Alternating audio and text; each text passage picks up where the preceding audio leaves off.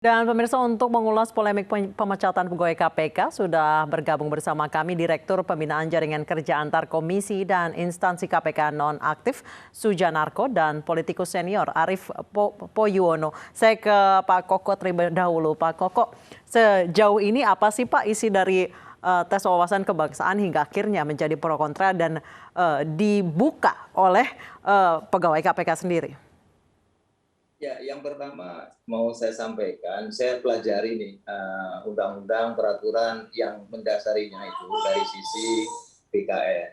Saya temukan satu lah peraturan Ketua BKN nomor 26 tahun 2019. Dan di situ sebetulnya disebutkan dengan jelas tes ini sebetulnya diatur di pasal 19, 21 dan pasal 19, 20 dan 21.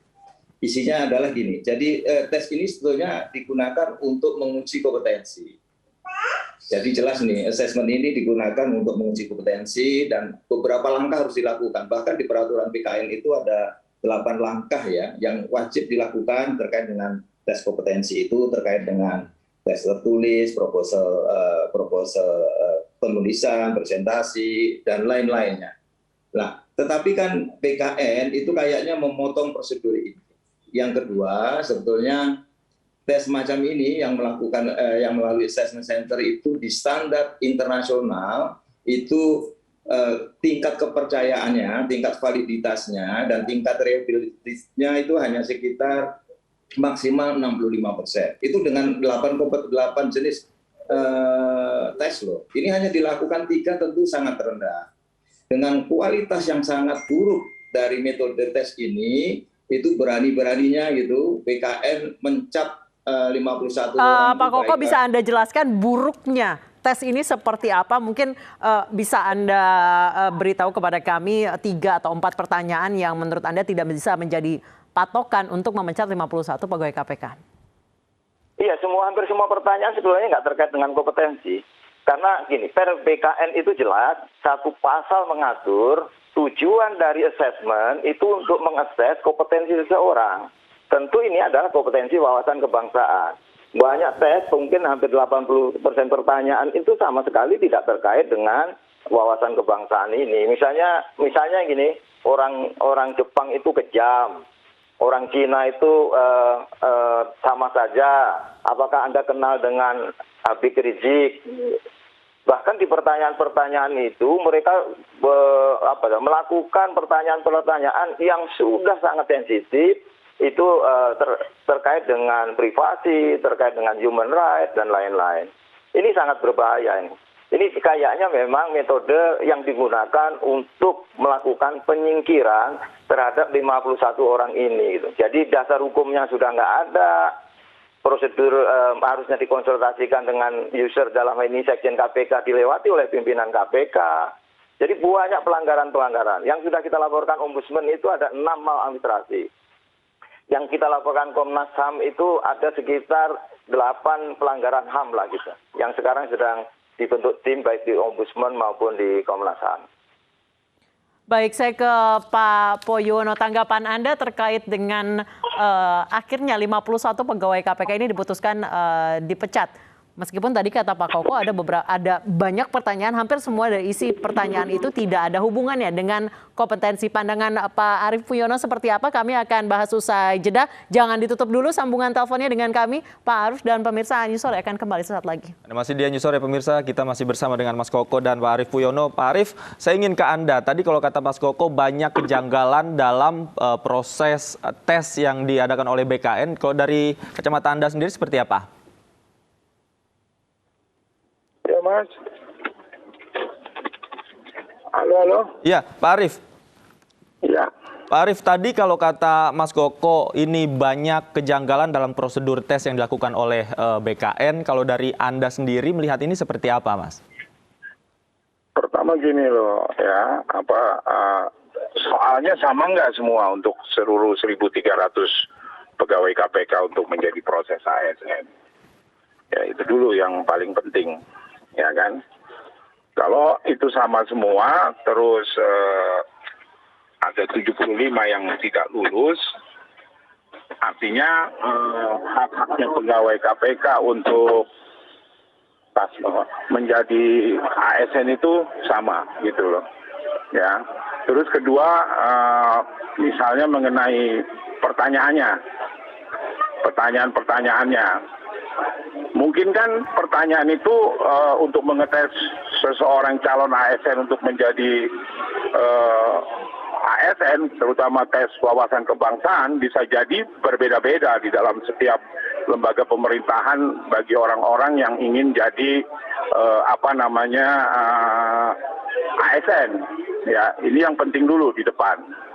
Ya, tetapi juga saya mau mengatakan inilah hasil daripada perubahan Undang-Undang KPK yang sebenarnya sudah dari awal saya katakan, ya kan, bahwasanya ini pasti ada agenda yang tersembunyi ketika KPK dirubah pegawainya itu menjadi Apa ASN. menurut Anda agendanya, Pak Arief?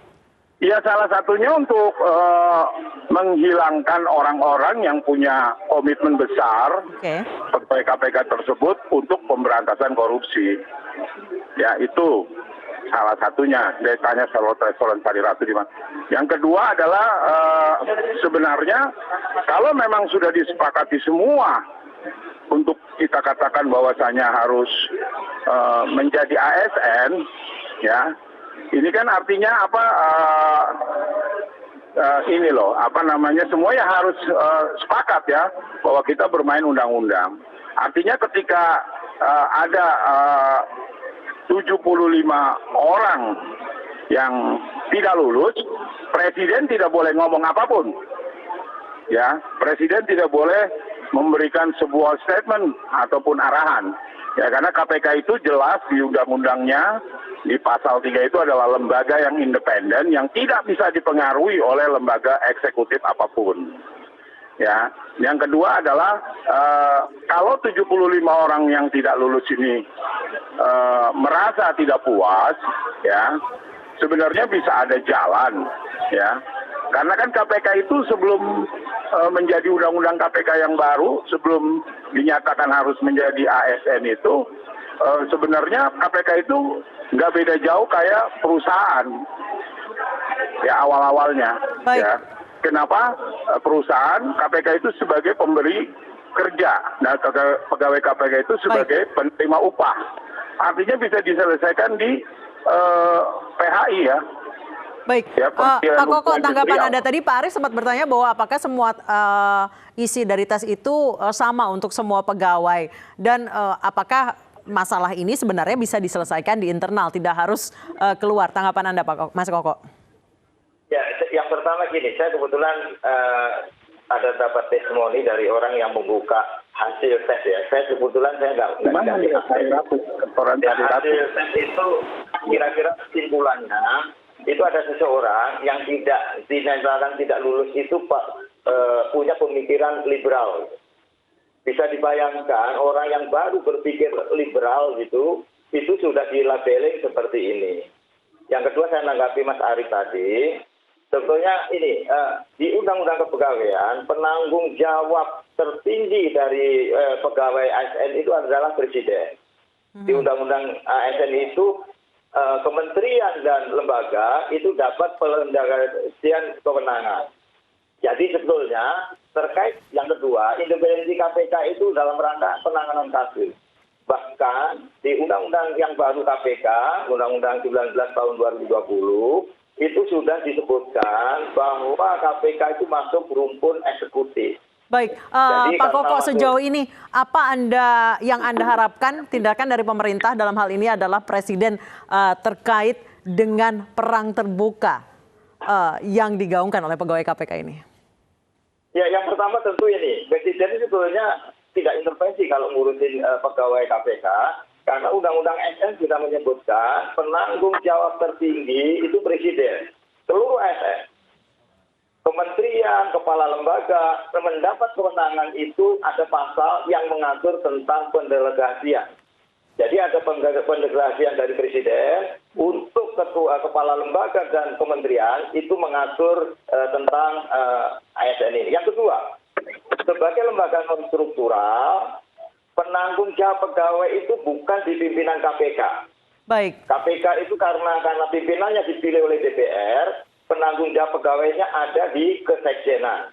Baik, baik. Saya kembali. KPK itu dengan kementerian. Baik, saya kembali ke Pak Arief. Pak Arief, sejauh ini Ya. seharusnya eksekutif itu seperti apa? Dalam hal ini adalah presiden maupun pemerintah. Apa yang harus tindakan seperti apa yang menurut Anda seharusnya dilakukan? Ya, yang pasti walaupun presiden sebagai penanggung jawab, kita kembali lagi ke pasal 3 Undang-Undang KPK, bahwa KPK itu independen. Ya, artinya seluruh pengelolaan KPK dilakukan oleh KPK. Apapun hasilnya, Jadi, semua harus menghormati. Even itu Presiden Jokowi mengintervensi. Pemerintah tidak boleh intervensi.